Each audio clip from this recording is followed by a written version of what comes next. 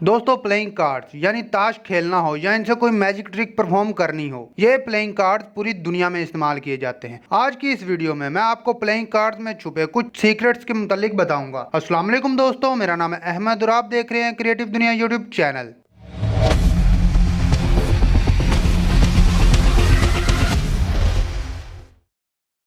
दोस्तों playing cards में एक ऐसी चीज भी है जो आपको हैरान कर देगी। अगर किंग ऑफ हार्ट के बादशाह को देखें तो आप नोट करेंगे कि इसने अपने सर में तलवार घुसाई हुई है, जैसे कि ये बादशाह खुदकुशी कर रहा हो। इसीलिए इसको सुसाइड किंग भी कहा जाता है। दोस्तों कुछ लोग मानते हैं कि पुराने दौर में ये एक प्रिंटिंग मिस्ट्री थी, यानी ये बादशाह खुद को मार नहीं रहा बल्कि इसने दरअसल तलवार को पकड़ा हुआ है। वक्त के साथ साथ इसको तब्दील नहीं किया गया। इसी बादशाह के मुतालिक एक और अजीब बात भी है। ताश के 3 बादशाहों की मूछें हैं, लेकिन किंग ऑफ वो वाहिद बादशाह है जिसकी मूछें नहीं है। दोस्तों क्या आप जानते हैं कि प्लेइंग कार्ड में 2 जोकर किस लिए होते हैं? दोस्तों ये बात आज से 150 साल पहले की है। इस दौर में एक गेम खेली जाती थी यूक्रे। इस गेम में जोकर की तरह के 2 कार्ड्स होते थे। ताश में भी जोकर इसी गेम से फन के तौर पर लिए गए थे, जो अब इसका हिस्सा बन चुके हैं। दोस्तों एक और इंटरेस्टिंग बात यह भी है कि दूसरी जंग अजीम यानी वर्ल्ड वार 2 में अमेरिकन हुकूमत ने अपने फौजियों को ताश भेजना शुरू कर दिए थे।